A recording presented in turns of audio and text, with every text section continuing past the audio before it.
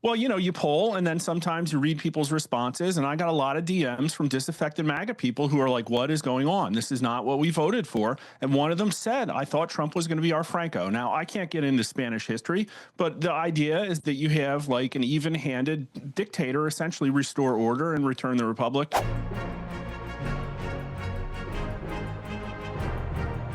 Mark Mitchell, action, action, action. It's, President, and this is the thing about the focus on international politics and national security, put it a great, not perfect, but directionally very strong, I think, national security memorandum, the overall memo, 33 pages, kind of the architecture. Pete Heggs is going to come in now with the details of what the military strategy is beyond that. But he put Europe on notice.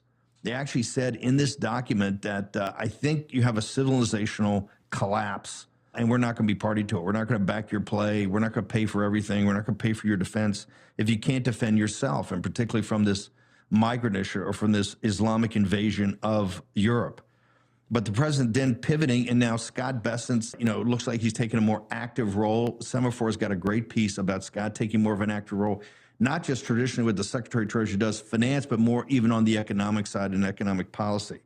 You're polling, and you've been kind of one of the Cassandras, you and Rich Barris, because we think you, Trafalgar, Rasmussen, you, not Scott Rasmussen, and Barris have been the best MAGA pollsters, and you're putting up a storm warning. And I can tell people, we got a big-time fight in Indiana. Don't think we're going to win this redistricting war. We intend to, but you can't count on it. So these midterms are going to be absolutely brutal, and they will grind the Trump revolution to a halt if they take the House, because they're impeach President Trump in the first 30 minutes when they take it. Mark Mitchell, give me the big picture here. Now, am I right to say I'm very positive on this younger generation, particularly in men? I think the most base generation, maybe since the greatest generation and or the revolutionary generation. I think the world of these kids, and I think I like the cut of their jib. They just need to be shown some guidance and a little bit of leadership, and I think they're going to knock the ball of the park. Mark Mitchell, your thoughts? I don't know if they're going to listen to our guidance, Steve. I think that they have a lot of agency, I guess is probably the right way to say it. I don't know if I talked about this on your show, but one of the wild polling findings that we found this year with the under 40 conservatives, we asked a question whether or not, AI is getting more advanced, the government is getting more, gridlocked. Would you support giving control of legislative processes to an advanced AI? And 55% to 40% conservatives under 40 said, yeah, sure, why not? Let's just give it to a machine. And the liberals under 40 were like, wait, no, that might not be a good idea. So these people demand order, and they think the system has failed them. And I think what you're seeing is there's a lot going on, and there are a lot of Trump surrogates, in my opinion, that are doing a really good job. But in my opinion, it also doesn't really feel like a unified front. It doesn't feel like they're getting the kind of air cover that they need, because the Overton window is going absolutely insane right now. I mean, you have Trump out there retruthing things about Hart-Celler, and you have this State Department document talking about, migrant overthrows of Western Europe. And so I think what the kids would say is that the people in power don't understand what time it is. And every one of these influencers that I follow, they're like, what's going on? Why has nobody been arrested yet? Why haven't we denaturalized and deported Ilhan Omar yet? Why aren't we arresting all of these people that are flaunting our very systems? But hang on. Everybody uses that phrase, what time it is. I know the people who use it are also the people who turn over to the tech bros.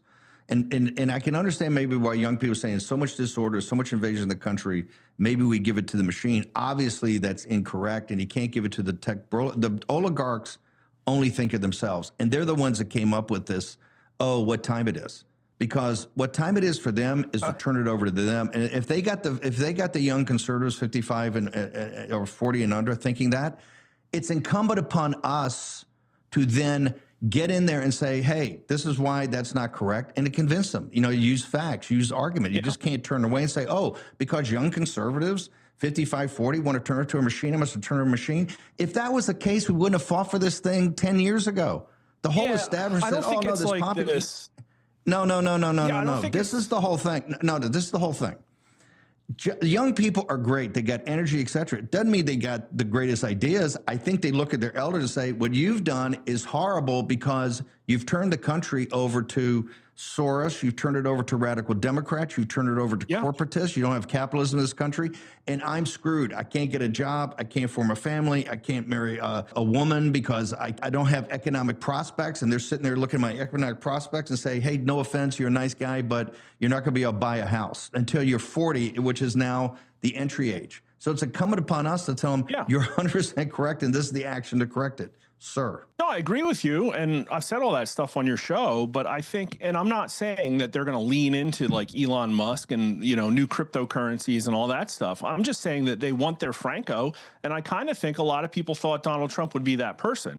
And so these things that we've seen have, you know, drawn blood. Donald Trump's down to a -12 net approval rating, which puts him on par at about 3 months after COVID in the middle of the George Floyd riots.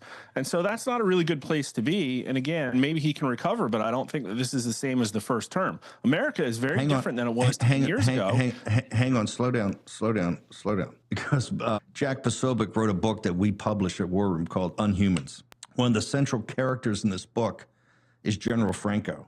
Did I just hear you say, Mark Mitchell, that they're looking for their Franco and they don't think Trump has turned out to be that? What do you mean? To explain to the audience, we got a minute here and I'm holding through the break. What do you mean by that? They're because I know Mediaite and Media Matters are going to have a total vapor lock right now when Mark Mitchell, the pollster, particularly for young MAGA, is sitting there saying they're looking for their Franco, sir. Well, you know, you poll and then sometimes you read people's responses. And I got a lot of DMs from disaffected MAGA people who are like, what is going on? This is not what we voted for. And one of them said, I thought Trump was going to be our Franco. Now, I can't get into Spanish history, but the idea is that you have like an even-handed dictator essentially restore order and return the republic. And we're looking around, and Donald Trump, in my opinion, ran very heavily on drain the swamp, reform government, usher in a golden age. Well, that means fixing the systems that have failed us. And this gets back to where you started. The system is failing everybody, and any communication and any action that is not single-threadedly attacking those two main problems is going to, unfortunately, I think, tank Donald Trump's numbers because, you know, he lost his Democrat crossovers, then he lost his independents. He lost a lot of them with Epstein. But just now in the last 2 or 3 weeks, he's losing Republicans now. He had a 53% Republican strong approval, lowest of his term, not where you'd want it to be. And all of a sudden, Republican right direction gave up the 70 handle. It's in the mid-60s now. And so he needs to recover. And I think making people like Besson in charge of these things, like delegating these actions, but it all has to be a unified front.